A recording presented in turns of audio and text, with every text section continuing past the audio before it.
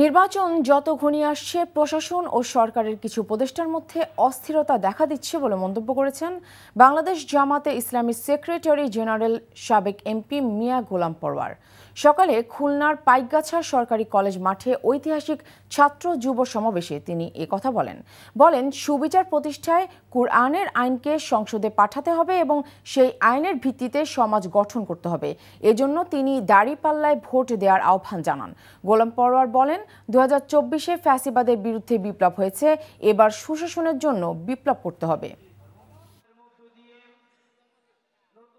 সচিবালয় আমলাদের মধ্যে এটা লক্ষ্য করুন, ইভেন উপদেষ্টাদের মধ্যে দু একজনকে দেখা যায় একটি দলের